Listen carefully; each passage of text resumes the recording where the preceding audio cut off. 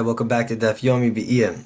We're studying the topic of Oonah, and today we'll wrap up the sugya. This is the final installment of this series on the sugya of Oonah. So let's review what we accomplished until now. We started this whole sugya with a question of how does it make sense that there's a middle level of Oonah? Meaning that if the price fraud, if let's say somebody overcharged by exactly a sixth off of the fair market value, the halacha is that the sale stands, but the defrauded party, the misana, the buyer in our example, could get that Oonah money back. The discrepancy money can get that money back. So we asked, why should there be a middle level? Just say that below a sixth is a certain halacha and above a sixth is a certain halacha. Why make a middle level? Where does that come from? So in the last video we answered this question. We first learned a Rosh who suggests on his second side that if the Oonah is less than a sixth, it's not Oonah at all, meaning that it's perfectly permitted for a seller to charge less than a sixth more than the fair market value, because we explained valuation is a bit subjective, and therefore the Rosh suggests it's not Oonah whatsoever in that situation. If we go with that Rosh, and we go with the first answer of Tosfos Dibra Maschel V'ilu on Nun Amid Beis, if we go with that Tosfos there says as follows. Tosfos there talks about the halacha of if the Oonah is more than a sixth. Tosfos asks the question, and how does it make sense that we find the halacha if the Oonah is more than a sixth is that both parties could back out? Not only can, let's say again, the buyer was defrauded, not only can the buyer back out, but the seller can back out. He could void the sale. He could say, give me my merchandise back, here's your money. He could void the sale. So Tosfos asks, how does that make any sense? How is that logical that this guy who cheated me has an advantage here? If it turns out better for him, he can void the sale. How could that be? So Tosfos in his first answer answered that the answer is that this sale is simply not a sale. If the Oonah was more than a sixth, he charged more than a sixth off the fair market price, then it's not a sale. It's the same thing as if somebody bought, paid money for a car and he received a plane. He didn't receive what he paid for. Since it's not a sale, that's why either party could cancel the sale. That's Tosfos' first answer. So we explained, if we go with these two Rishonim, then again, less than a sixth, it's not Oonah. And at more than a sixth, it's not even a sale, well then that's our answer. The halacha that the Torah was saying when it said Al Tonu Es Achiv could not have been referring to either of those levels. There has to be a middle level. There has to be some point where the sale stands, but the Misana could get the Oonah money back. So Chazal determined, it makes sense that that's at a sixth. A sixth is a significant amount off of the fair market value. So that's how Chazal concluded that there must be this middle level. That's what we explained in the last video.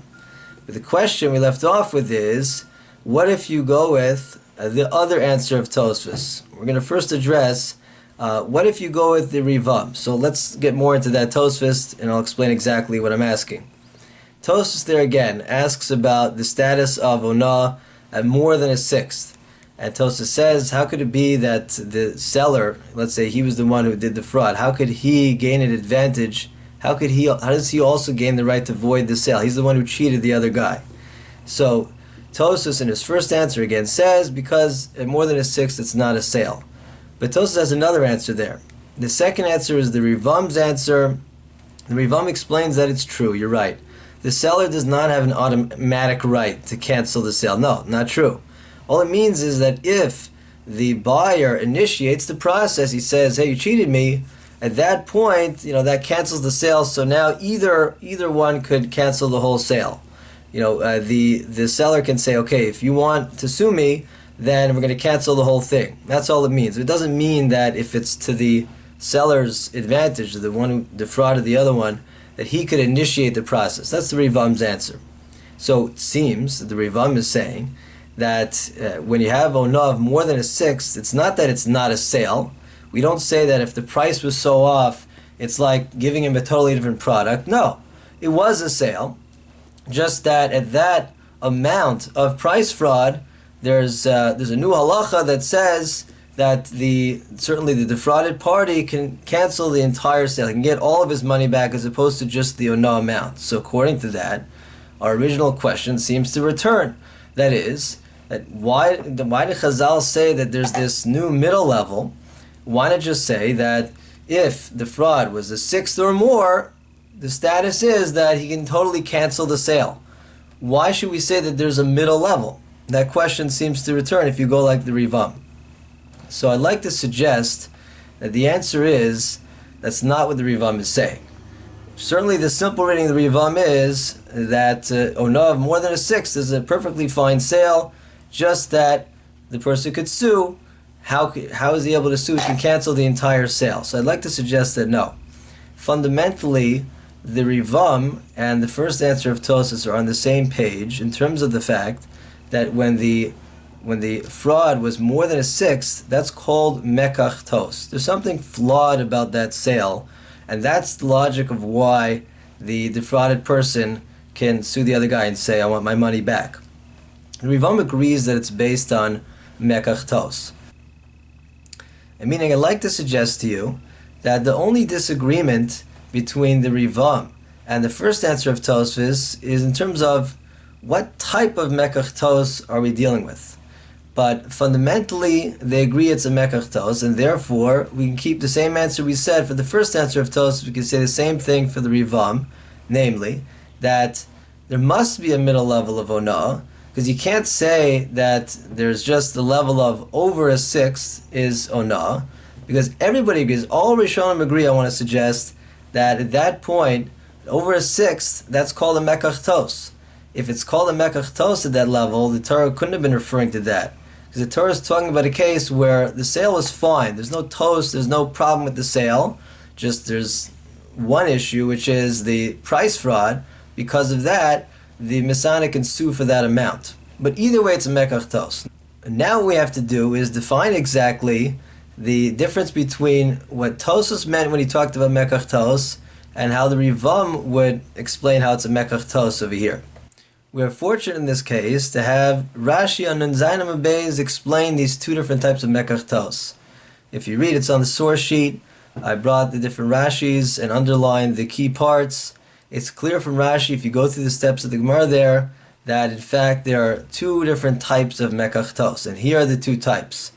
The first type of mekach tos is the way Rashi describes as adaita dahachi lo akniyeh. Translation is, I didn't have in mind to go into such a purchase. I didn't have in mind to go into such a deal. I was misled about the terms of this deal. And that's one way to say over mekach tos. The other way to say over mekach tos is the way Rashi says over there, lav derech mekach memchor. It's not the way, it's a totally abnormal type of mecher, and therefore it's not a mecher. So the Rivam is working with the first type, and Tosfos' first answer is working with the second type. And that means the following. The difference between these two kinds of mekach tos is, let's start with Tosfos' first answer, because that's the easy one to understand.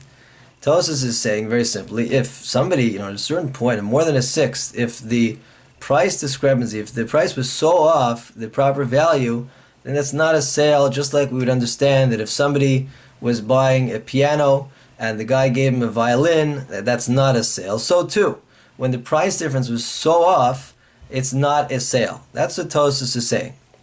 And therefore, it's easy to understand why even the seller has the right to back out. The reason is because it's not a sale. So yeah, it ends up being to the advantage of the cheater. He's the one who did this fraud here, and yet he can back out because it's simply not a sale. The Rivam, on the other hand, is working with the other type of mekach tos. That is that certainly if the fraud was more than a sixth, the person has a right to say that I wasn't expecting this. I didn't go into this deal expecting to be defrauded to such a degree. That's like a totally intolerable amount of fraud, and therefore it's a mekach tos. But it's not mekach tos in the sense that it's completely not a sale. Rather, it's more that the defrauded person has a right to bring a lawsuit. He has every right to say that this is a total violation of the expectations in this sale. And the point is this: if you're working with that kind of mekach tos, then we understand Tosfos' question perfectly well. Tosfos asks a question. He says, okay, I understand that it's a mekach tos because adaita dahachi lo akniyeh, I never had a mind to do a kinyan if I was being ripped off by more than a sixth. So that makes sense to give the mis'ana, the defrauded party, a right to sue. But how could that give a right to the ma'ana, the person who did the fraud, to sue and to cancel the sale? Doesn't make any sense. To which Tos's first answer again is no, it's a different type of mekach tos, it's not a sale at all. The Riva gives a different answer. The Riva says that you're right, of course it doesn't give the person who did the fraud any rights, it just means that once the process begins, once the misana, the one who got defrauded, starts the process, then we can void the whole sale completely. So far what we accomplished is we explained that the first answer of Tosfos and the Rivam are not that far apart. They agree that the basic logic of what happens when the Onah is more than a sixth is that it's a mekach tos. There's a serious flaw with that sale. Just they only disagree on the specific rationale, whether like Tosfos that it's completely not considered a sale, or whether like the Rivam, it's a little more tempered, that it's more that this defrauded person has a right to sue because this wasn't what he was expecting, but still it's a sale. But either way, the basic reason that there's a problem at more than a sixth is that it's a mekach tos. And if so, we can keep our explanation that we said in the last video, that Chazal knew there had to be a middle level, because you can't say that the prohibition of Onah was referring to Onah of more than a sixth, because of more than a sixth, that's a mekach tos. And the pasuk is referring to a case where it was a sale, just as this Isser called Onah, that yeah, it was a valid sale, but for the fact that you defrauded the person by charging too much, let's say, not the proper fair market price, the halacha is that there's an Isser, and he can sue for that Onah amount. So that's how Chazal knew there must be a middle level. But we're not quite out of the woods yet. There's still a question, which is, how do we answer this question if we're going with the Ramban, or the Rosh's first side, meaning they say that there is a prohibition of Onah, even if that Onah was less than a sixth. So it seems that according to them, our answer doesn't work. We can't say that, it has to be a middle level, because it can't be less than a sixth. What do you mean? It could be. The prohibition that Torah said, autonomous achiv, is referring to, why not say, a prohibition of Onah less than a sixth. If it's more than a sixth, then that's something else. That's a mekach tos. But just say that the pasuk was talking about when there was a Onah, if he defrauded him for less than a sixth, that's where the lav was stated. So again, the question returns, according to the Ramban, why were Chazal forced to say that there's a middle level called Onah? But perhaps we can explain even for the Ramban by saying that, let's think about this. Let's play devil's advocate. Let's say that there's no middle level. That when the Torah said there's a prohibition of Onah, it means that if he's defrauded by within a sixth, then that's an Isser of Onah. If it's more than a sixth, of course, that's also an Isser of Onah. Certainly, if the fraud is even more. But if you'll ask me that, what case did the Torah say that it's a sale stands, but it's a problem of Onah, that's referring to where it's less than a sixth. Could be the answer is that since the halacha is, Chazal determined this is das b'nei adam, this is the way people function, this is the expectation when buying and selling. Since less than a sixth, if the Onah happened, yes, it was prohibited. But the halacha is, if the Onah happened, if somebody overcharged, let's say, by less than a sixth, the defrauded person is mochel, he can't sue. As the presumption is that once it happened already, he's mochel.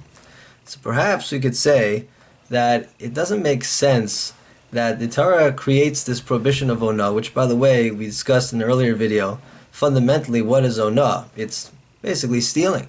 You're cheating this person, you're not charging him a fair price, and therefore stealing his money.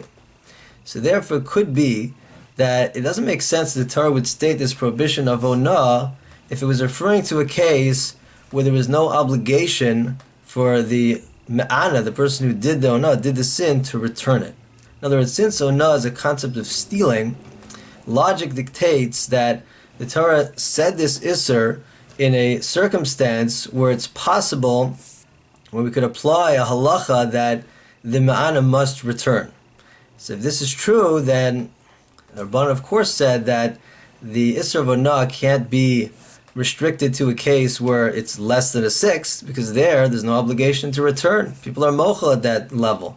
So it must be that the Isser of Onah includes this middle level. This middle level, we have this fine balance where it is a sale, the sale stands, it's not a mekach tos at that exact level, the sixth, but it's a significant enough isser v'onah that he could sue. He's not mochel for that. He's not mochel for a sixth. And therefore he could sue him for that sixth. Must be there was such a middle level. So it could be, even according to the Ramban, we understand where this middle level came from, and therefore that's perhaps how we can understand this this whole topic of Onah, this question of the middle level. So this brings this particular series to an end. We hope that you've enjoyed this series. Of course, your questions and comments are always welcome, and we'll see you in the next series.